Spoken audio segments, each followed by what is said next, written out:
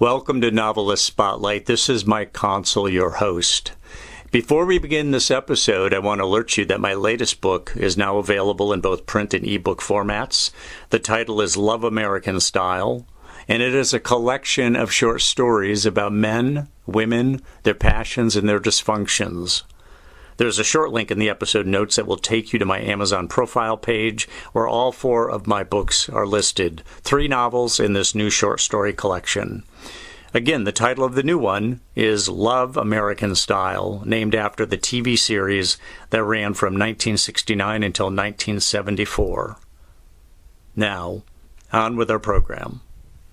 In the spotlight is a hot new talent, Canadian author Deepa Rajagopalan. She was born in Saudi Arabia, moved to India as an adolescent, and later came to the United States and Canada in her 20s. She works in the tech industry in Toronto.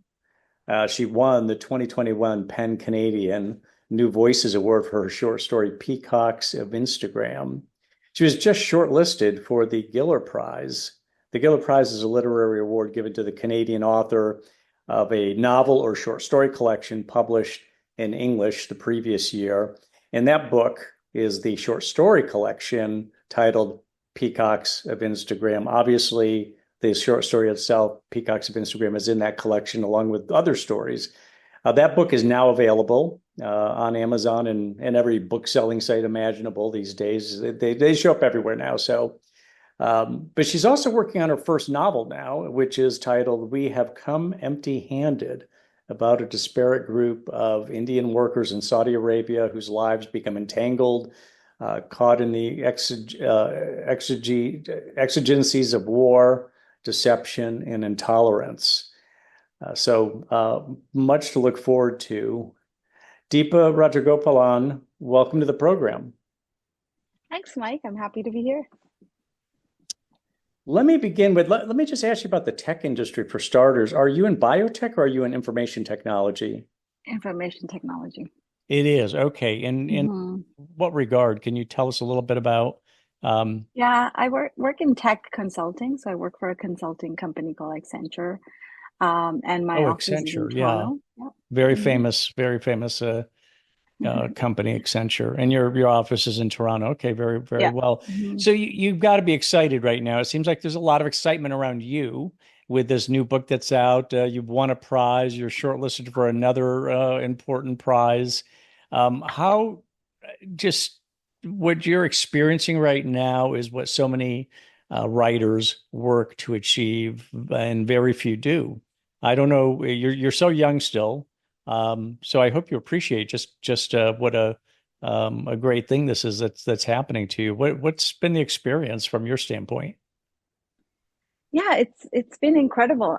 I mean, it is my first book, so I don't have anything else to compare it with. But yeah, to get a Giller nomination for my book, especially a book that I don't think fits the quintessential CanLit mold. I think it's a deeply meaningful validation.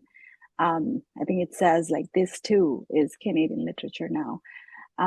Yeah, I'm overjoyed. I'm a little overwhelmed, but mostly overjoyed. If I might ask, how old are you? I just turned 40 this year.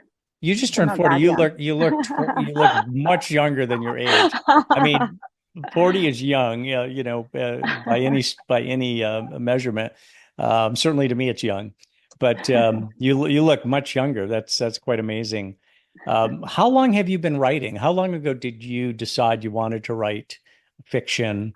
And yeah, how long ago? How old were you when that came to you? I mean, I think I was always writing as a child.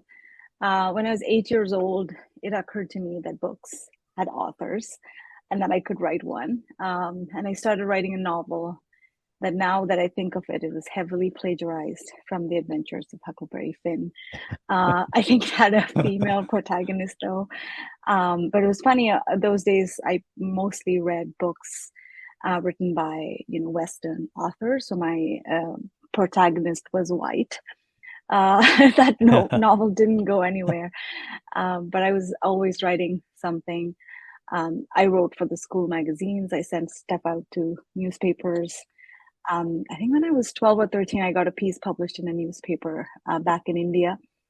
And I also love to write letters, handwritten letters. I was that weird kid who wrote letters to her teachers during summer break Oh, to improve wow. my writing. And some of my teachers actually wrote back, which was quite delightful. But yeah, I think I was always writing. I when I started working in tech, I did kind of not I stopped writing as much. I was always reading, but after a few years, I really felt that lack of creative outlet took a toll on me. So I took a few years break. I really kind of focused on just going back to school. I took some courses at the University of Toronto. I did an MFA in creative writing from the University of Guelph. And this book was actually my thesis during my MFA. And then I really started sending my work out to magazines and started looking for agents. And, that's how this came about. Was it Peacocks that was your thesis? Peacocks of Instagram? Peacocks of Instagram, yeah. So where did this is one of those cases where here you wrote a short story that grabbed a lot of attention and won an award and then kind of opened the door for you to a short story collection. How many stories are in Peacocks? There are 14 stories in the collection. Interestingly, the first story I wrote was Peacocks of Instagram. And that really gave me a guide for the rest of the book. And this story was the one that won the PEN Canada New Voices Award. And it was a really great boost for me to keep going. And two other stories from this collection also won some prizes in Canadian literary magazines.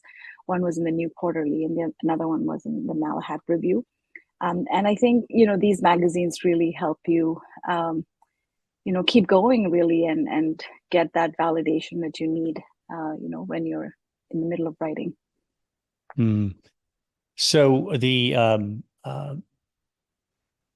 background you have is very rich. I mean, when you Saudi Arabia, India, Canada, the United States, it sounds, I don't know how much you draw off of I mean, if you're a typical author, you draw a lot off your personal experiences. How much do you Mhm. remember of Saudi Arabia?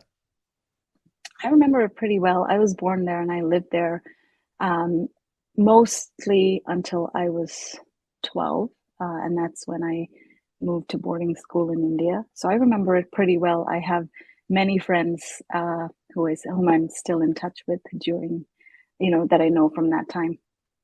Now, obviously it's a very different culture in terms of women are Hmm. it's very Hmm. restrictive with women. Did your mom experience that in any significant way? Did you experience that, or were you treated maybe any differently because you're foreigners? Well, they're from a culture where there's more openness for women, and perhaps the strictures Hmm. weren't as tightly enforced. No, not really. Like my mom, my parents, like all of us really experienced that. But my parents were, they were from families who weren't necessarily well off at the time. So this was a means for like upward mobility, like financial mobility, social mobility. So they never really complained. My parents and many people from that generation were the kind of people who could just make home anywhere. And I think I've kind of learned that from them as well. But yeah, it was very restricted. My mom had to wear the abaya. Um, I didn't have to because I was quite young when I left Saudi Arabia. But we did go to a Indian international school, and I was fortunate to have very good teachers. I had an incredible English teacher um, who I think was educated in the Oxford O levels or A level, something like that. Uh, but yeah, she was wonderful. She helped me see the beauty of literature, and I think there was a switch somewhere when I was, when she was teaching me when you're so young, you realize that someone wrote these beautiful sentences that you so admire, and and maybe you can try to do something like that. You mentioned that when you first started writing, you were writing basically white characters, or Yeah. Western, Caucasian characters.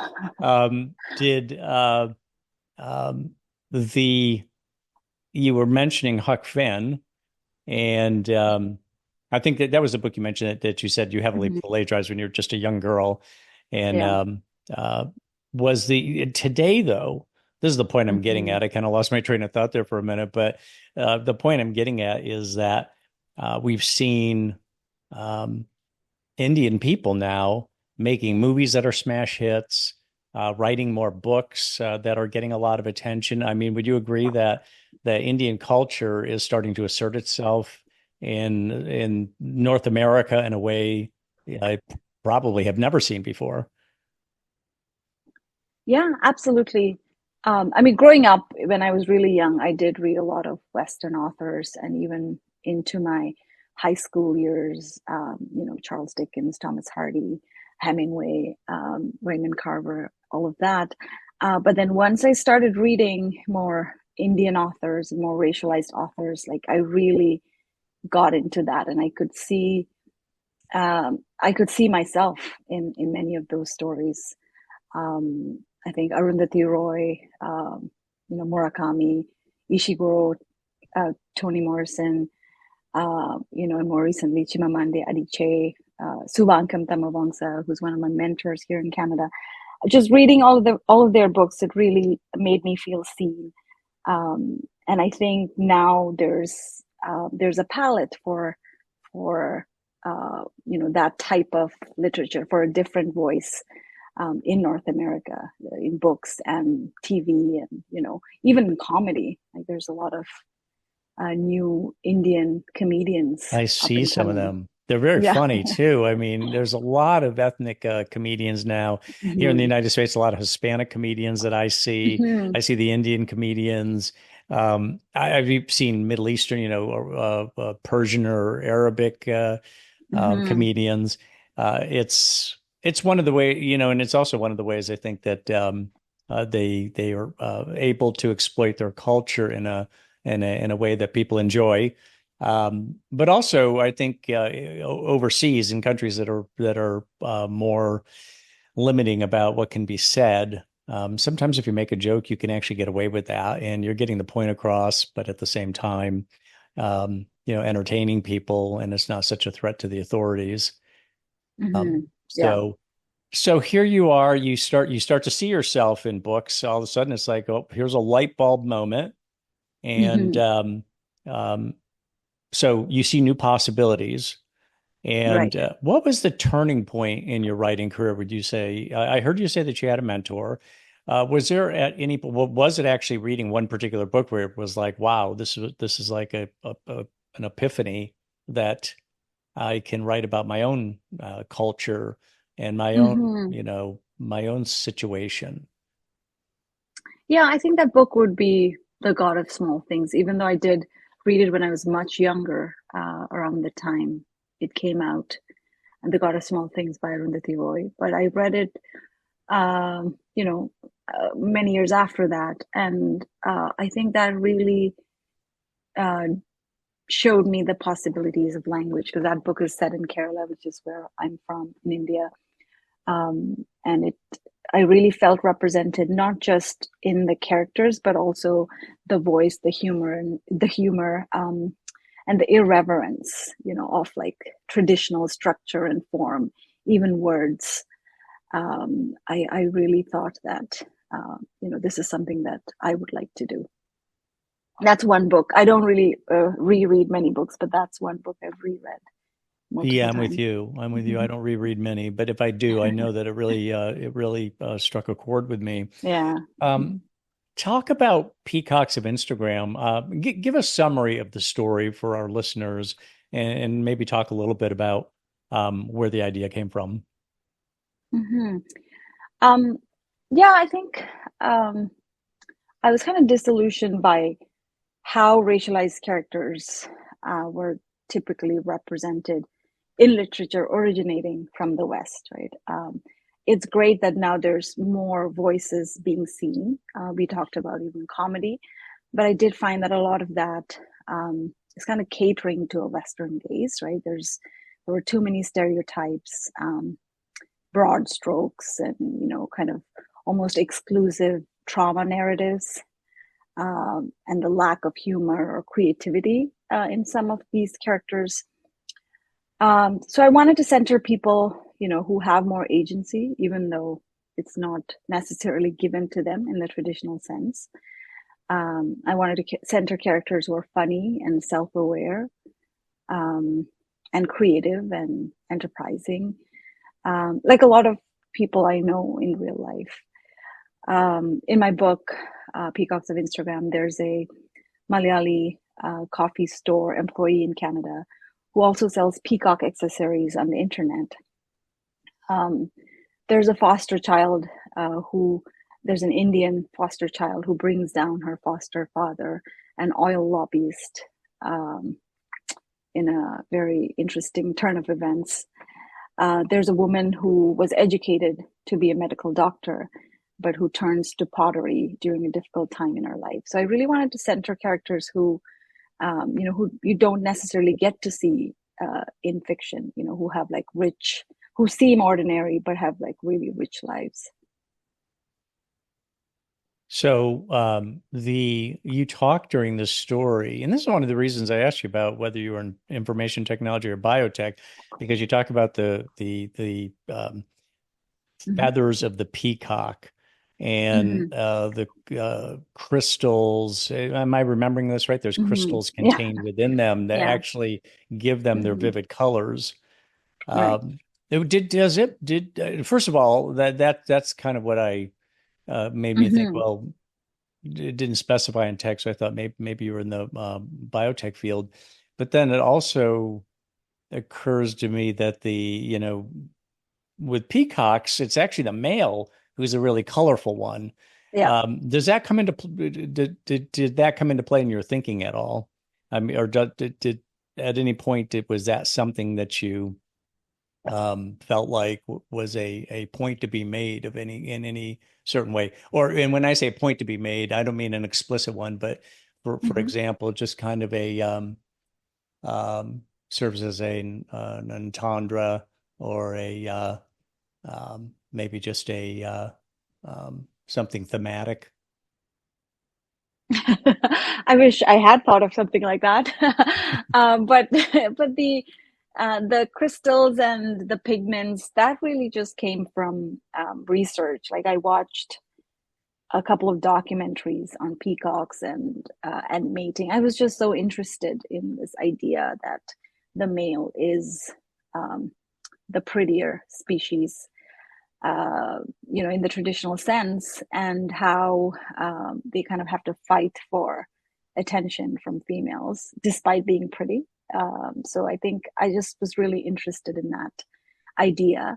And I wanted to kind of find a way to weave that into a story. And like peacocks, like I saw a lot of peacocks in India growing up, like in temples and stuff. And at the time, I just thought they were so weird. Especially when you're a child, and like they're beautiful, but they're also so weird and so big, and just they're kind of, there feels like their center of gravity can't be right. Like they're just so big. But yeah, I really just wanted to find a way to weave them into the story. And when I was thinking of peacocking, I was also thinking of that idea of like just kind of presenting yourself in a way. There's a couple of stories that kind of have social media references or have characters who sell things on social media. And I think that's so interesting, especially for my generation, where we didn't grow up on social media, but now it's like we're all on it and doing really interesting things, with it. So, and I think a lot of us have found a way to kind of have a persona on social media that's different from who we really are, but also, know that, you need that's necessary in a certain way. Yeah, kind of an alter ego can be Yeah. created. Mm-hmm. So now you're working on your novel, and Mm-hmm.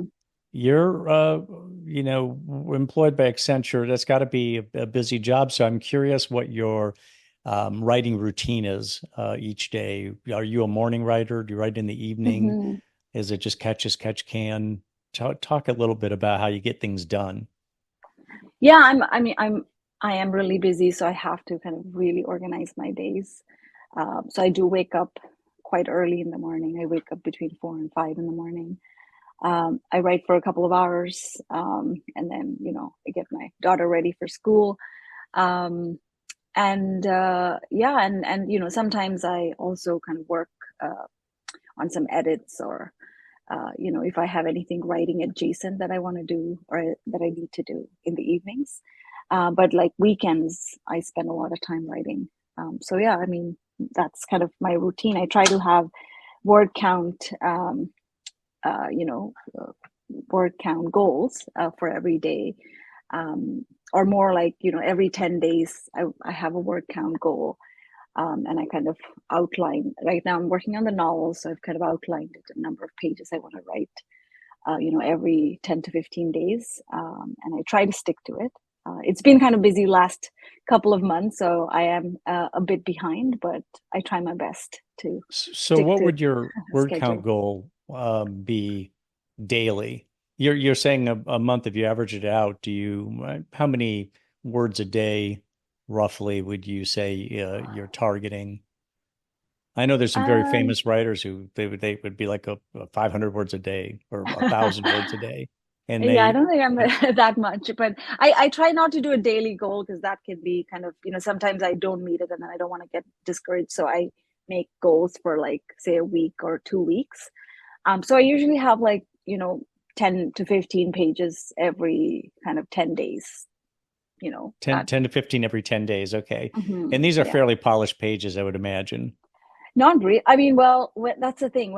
It's so different to write a novel than a short story. When I was writing the short story, I could write a first draft in like a couple of weeks, and then, I just kind of spent a lot of time polishing it. But for the novel, I was starting to do that. I write a chapter, polish it, and then it wasn't going anywhere because, I go to the next chapter and I'm going to have to, I had to change what was going on in the first chapter. So now I'm just writing the whole first draft. So I don't think it's really polished. I'm forcing myself to keep going and not go and polish them because I want that first draft on page. Hmm. So, what obsesses you, Deepa? Maybe obsesses is too strong a word. What dominates your attention, other than your daughter, of course, your daughter in your job? When it's not your daughter, not your job, is there something that you think is going to be reflected? It has been reflected in your writing and will be reflected in your writing over time because it's something that's really central to your thinking. Yeah, I think, um, I mean, I'm generally obsessed by people, um, and like just experiences that are kind of away from the expected, or away from what you would expect from a certain person, or just yeah, experiences and people who are different from what the roles that they're supposed to play. um so I think I do see that in my stories.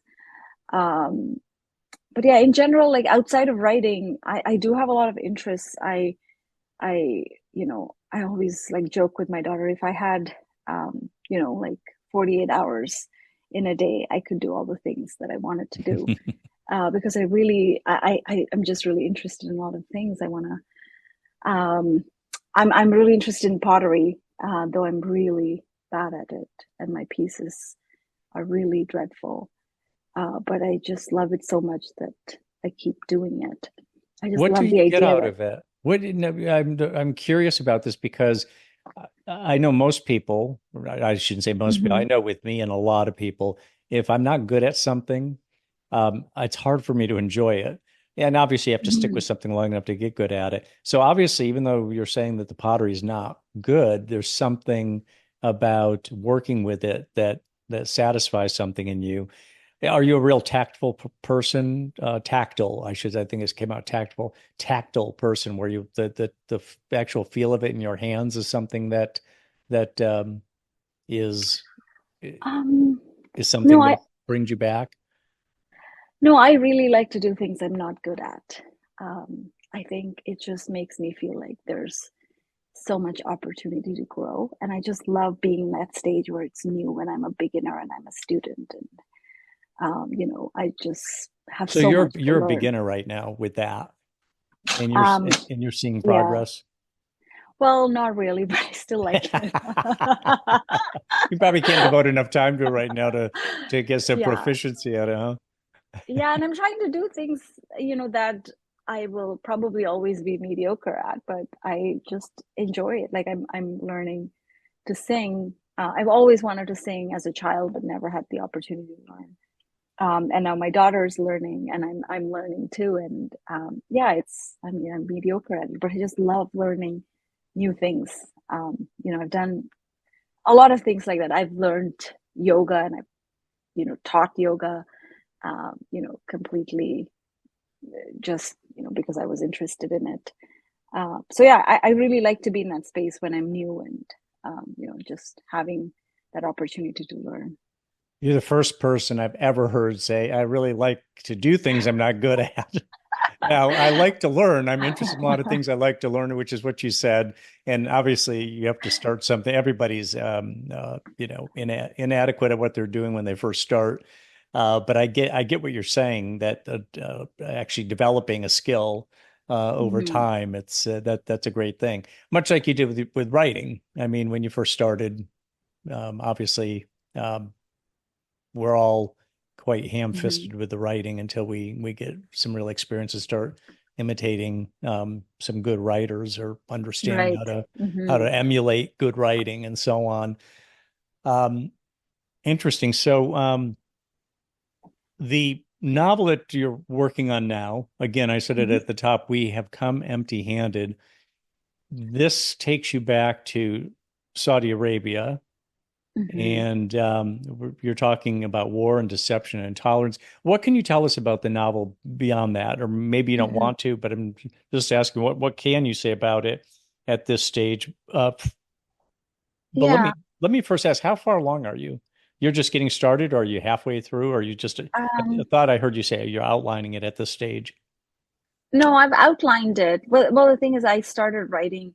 I wrote like about 100 pages earlier, and then I realized I wasn't liking the perspective and the point of view I was telling it from. So I scratched it and I re-outlined it, and now I'm doing it again. I did manage to save pieces of the earlier version that will fit in here. Um, but yeah, I mean, I can tell you a little bit about what I think it is now, but I'm sure it'll evolve as I continue to write. The novel follows the lives of three characters, like you mentioned. There's a home daycare teacher, a tailor, and a young girl who live in Saudi Arabia. And their lives are intertwined because of a tragedy that happens during the first Gulf War in 1990-91. And the tragedy has little to do with the war itself, but this kind of their lives are intertwined because of that. And the novel kind of takes place over a span of 3 decades and moves from Saudi Arabia to India to the US. And it starts at that point in history, in 1990-91, when the world was becoming a unipolar world. So I was really interested to explore an intimate story in that political climate. And I like to kind of tell the story from a place of memory, so someone looking back. And the three perspectives are told from, I mean, the three characters' perspectives are told from different perspectives. So there's the first person, the child's voice, and then there's third person close, which is the tailor's voice, and then the daycare teacher's perspective is more from a third person omniscient, because I really wanted to play with all of those voices to make the reader really understand what the setting was, and also be able to get to the interiority of some of the main characters. Um, and because it goes from Saudi Arabia to India to the US, I get asked if it is my story, but it's not. I do write what I know. So these places are familiar to me, and that's why it's set in these places. Yes, yes. So, talk about your state of mind when you're writing. Is there a certain attitude you bring to the chore? I call it a chore, to the practice, let's say. Mm-hmm. I remember Stephen King's book on writing. He said, when you sit down to Mm-hmm. write, you have to do it with an attitude, and whatever Mm-hmm. that attitude might be. When you sit down to write, what's kind of your state of mind or attitude? Is there something consistent each day? Do you try to bring a certain mindset to your practice?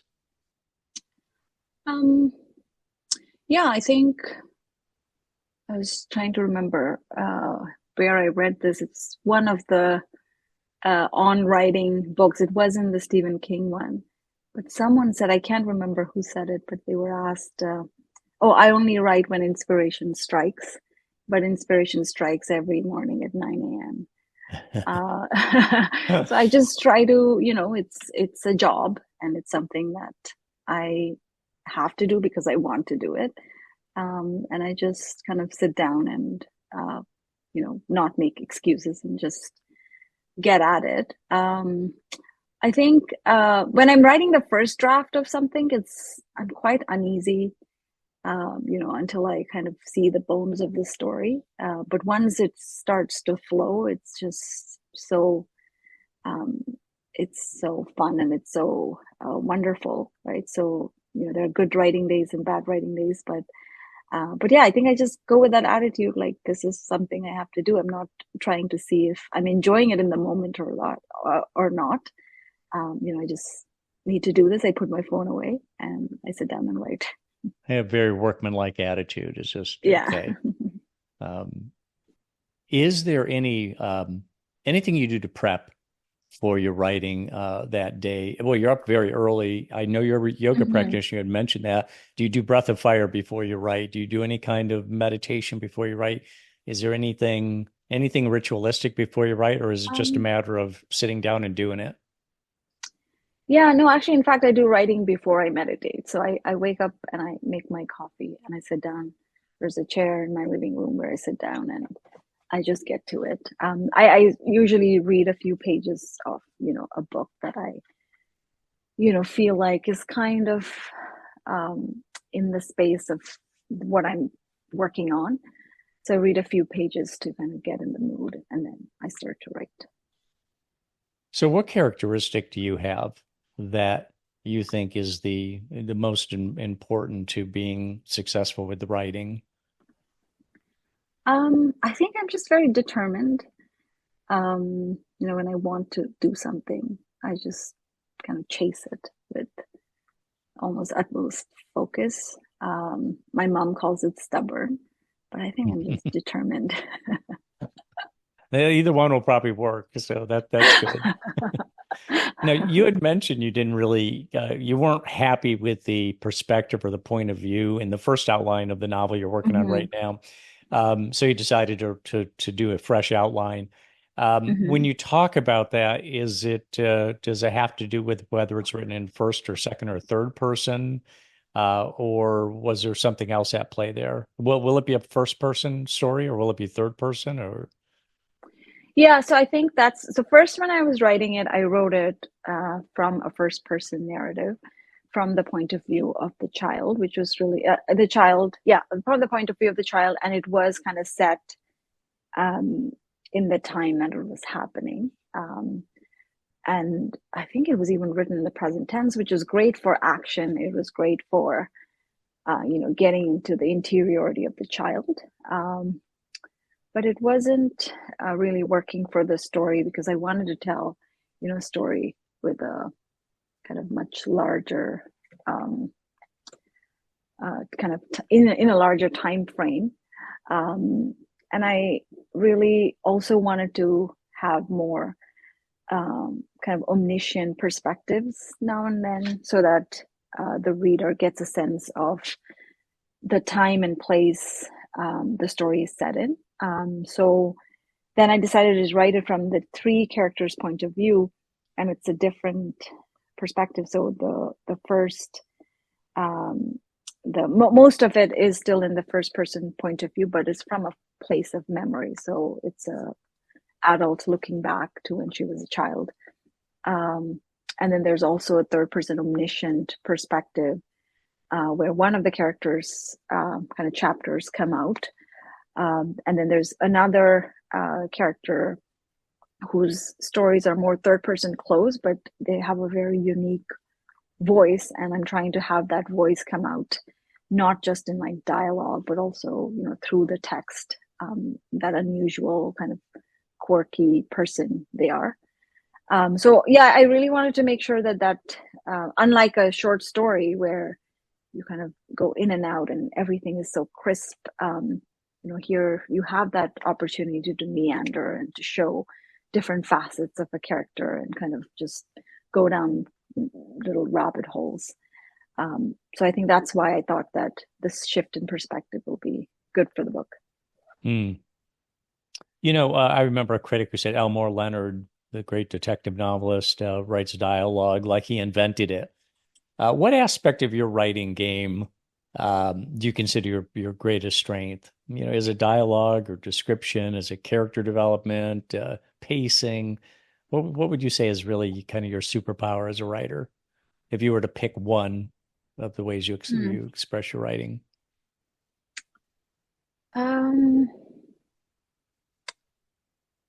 I think it would be probably character development. And also just, I like to have really unusual turns in short stories, and now also in my novel, like something you don't expect. Not necessarily withholding something from the reader, but it's just kind of said in a different way through language, or even through plot.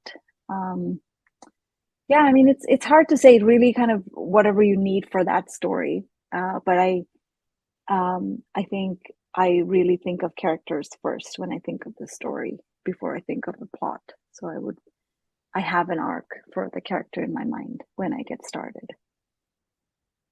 Now, are you one of those people who attended book conferences, writers' conferences and book expos and all that? Did you attend those? Was that part of the way you pursued your career? Yeah, a few of them. I think I did. I attended mostly in Canada, though. In the US, I think I attended a Writers Digest conference, but mostly like literary festivals and conferences in Canada.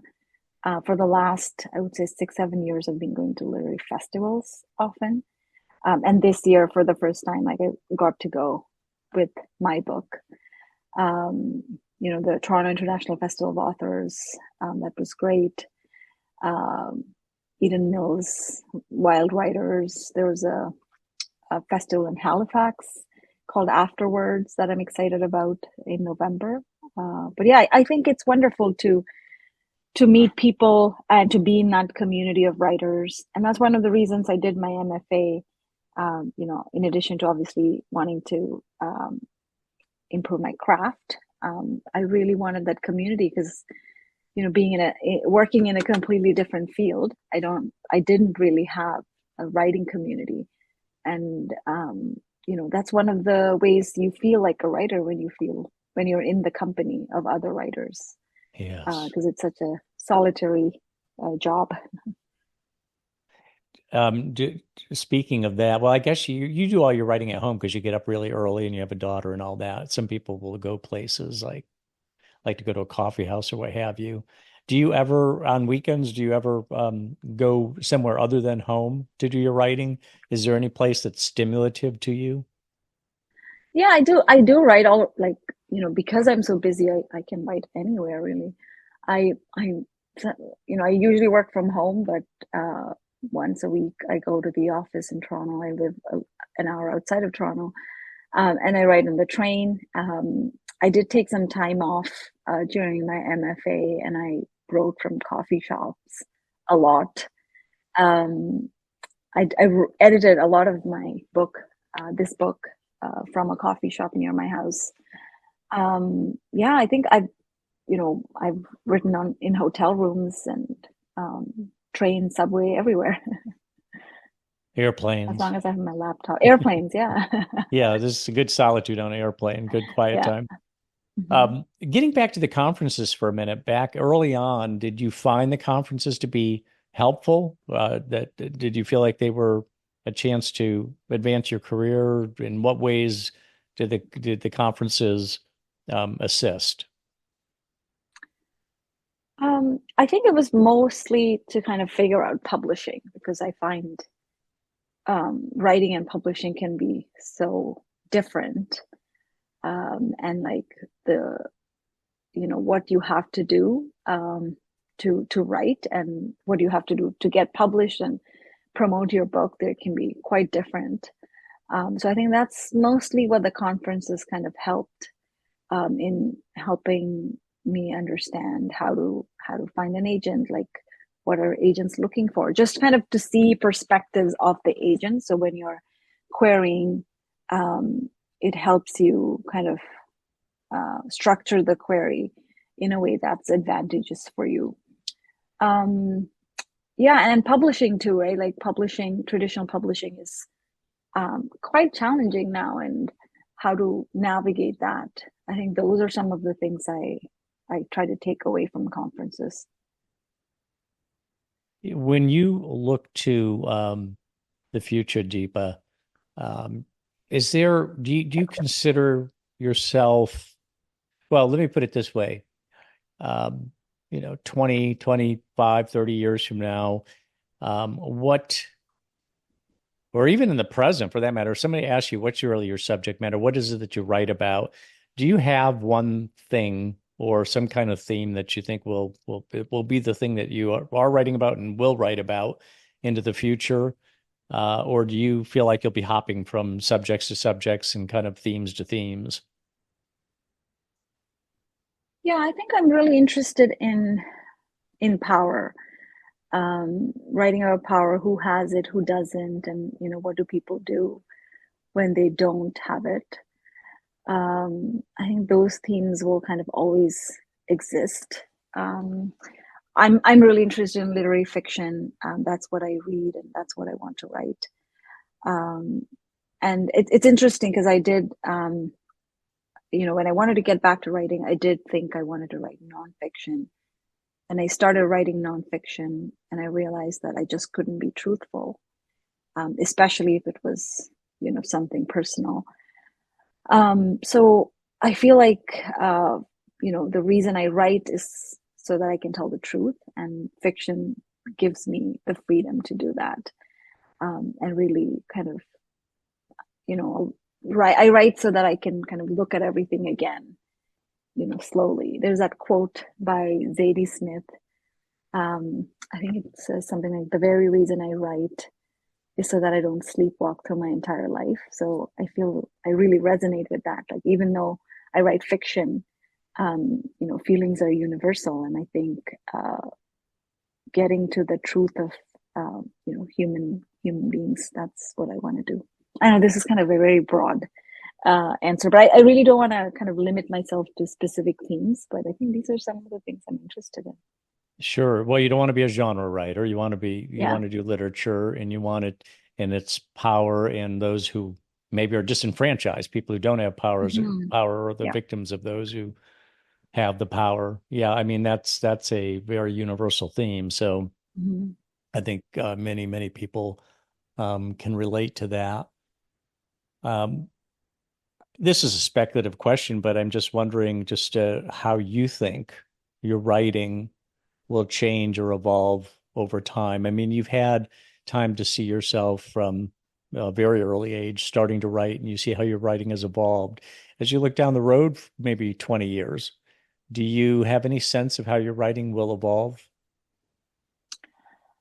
I hope that it will continue to get better. I hope I would have written many more books by then.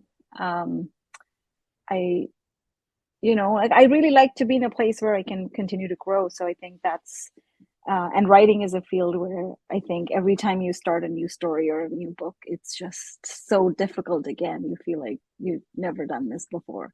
So I think that really satisfies my curiosities, and I hope it continues to get better. I hope I publish many books and get published in many great magazines. Well, I wish you luck. We all wish you luck. This is exciting, as I said, the progress you've made, and with the awards that you're shortlisted for have won, and this new novel you've got that you're working on. Deepa, I wish you best of luck, and I thank you for coming on the program. Thank you so much. Thank you for having me. I really enjoyed this discussion.